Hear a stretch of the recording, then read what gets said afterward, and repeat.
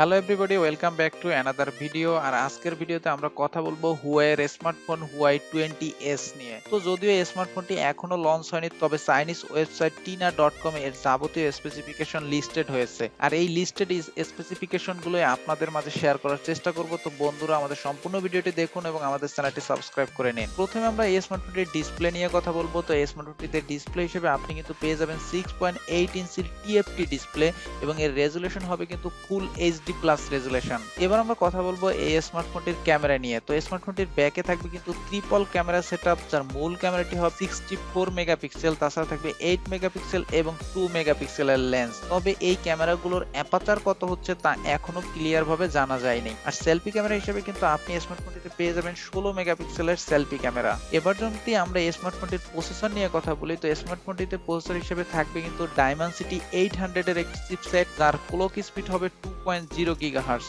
এবং এই প্রসেসরটি মূলত হচ্ছে একটি অক্টা কোরের প্রসেসর। অর্থাৎ প্রসেসরের দিক থেকে এই প্রসেসরটি যথেষ্ট ভালো এবং এই প্রসেসরটি কিন্তু একটি 5G এনাবেল প্রসেসর। যদি স্মার্টফোনটির অপারেটিং সিস্টেম নিয়ে কথা বলি, তো স্মার্টফোনটিতে অপারেটিং সিস্টেম হিসেবে পেয়ে যাবেন Android 10, তবে এতে থাকবে না গুগল প্লে সার্ভিস। যদি স্মার্টফোনটির মেমোরি নিয়ে কথা বলি, তো স্মার্টফোনটি আপনি পেয়ে যাবেন তিনটি ভেরিয়েন্টে, যা লো ভেরিয়েন্টে হবে কিন্তু 4GB 64GB, মিড ভেরিয়েন্টে হবে কিন্তু 6GB 128GB, আর টপ ভেরিয়েন্টে হবে 8GB 256GB। তবে এই স্মার্টফোনটিতে কোনো ধরনের এইচডি কার্ড স্লট থাকছে কিনা তা এখনো ক্লিয়ার ভাবে জানা যায়নি। আর এই স্মার্টফোনটিতে যদি ব্যাটারি নিয়ে কথা বলি, তো ব্যাটারি হিসেবে আপনি পেয়ে যাবেন কিন্তু 4200 মিলি অ্যাম্পিয়ারের ব্যাটারি। আর এই ব্যাটারিকে চার্জ করার জন্য বক্সের সাথে কত ওয়াটের ফাস্ট চার্জার থাকছে এবং ইউএসবি পোর্ট হিসেবে যে টাইপ সি পোর্ট থাকছে তা অন্তত পক্ষে শিওর, তবে এর যে ভার্সন কত হবে তা কিন্তু এখনো ক্লিয়ার না। তবে এই স্মার্টফোনটি আপনি পেয়ে যাবেন তিনটি কালারে, যা ব্ল্যাক, গ্রিন এবং ব্লু। তো সবশেষে যদি আমরা স্মার্টফোনটির প্রাইস নিয়ে কথা বলি, তো বন্ধুরা